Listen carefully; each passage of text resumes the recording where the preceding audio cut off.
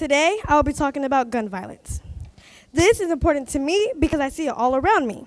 It's important to have a voice as a young person because some people might try to push you into doing things you don't want to, and you have to learn how to speak for yourself. Gun violence has not really affected me or anyone in my household, but has reached me at school.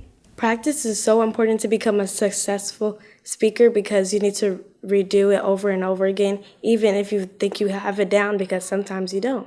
The most rewarding thing is getting your message out there and having people listen to you and have your voice be heard.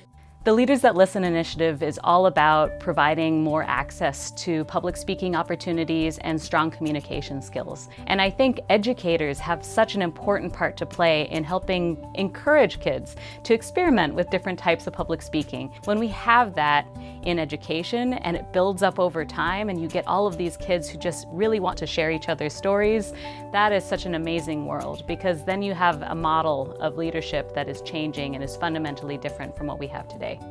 One of our goals for developing this curriculum was to increase access to really powerful public speaking strategies to help people be able to access the leader within. So throughout the curriculum, it's a mixture of some philosophy, a little bit of theory, some blogs, some strategies, and some activities that you can weave into your classroom.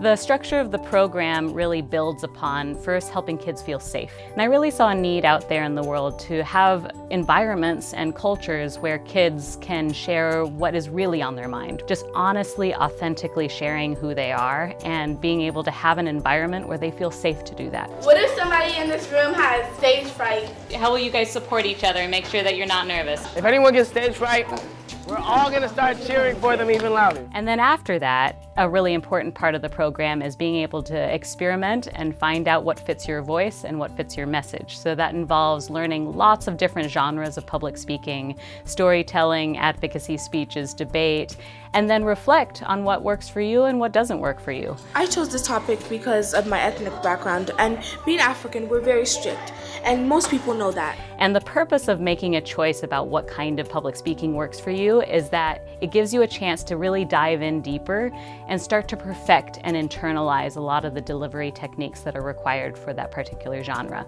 2 years ago, my family and I made the decision of moving to the United States from a small country in the Middle East called Lebanon. Pause there. So that's like safe storytelling style. When you walk, instead of kicking out like that, travel. Yeah, actually travel. As they work up towards a public performance event, they get to coach one another, they get to release some of that responsibility, so they're really practicing, but also noticing what other people notice. When I think about spring, I think about allergies. Can you stop one more time? I really like you're sort of doing the little reactions to what you're saying. Can you make them even bigger? Yeah. You can even use hand motions, visualize everything you're talking about. And then we do the community event, because that allows them to not only get out of their own head, but be able to share their voice with the world. And afterwards they feel so proud, and it becomes this positive memory and a positive experience. I remember the first day that I was in the program, I was really kind of dreading having to speak in front of the people and prepare, and I found that this program really made it fun. It made it so that instead of dreading when I was going to go up and speak, I'm excited to share my ideas. Communication is honestly the framework of everything we do in life. Interacting with other people and being able to reach a certain audience is what's going to get you places. But as long as you have an environment where you, your peers, and your superiors will listen to you and give you respect, then you can really make a difference. When I talk about Leaders That Listen, I imagine a world where people are actually engaging with one another, finding out who each other really is and what we all really care about.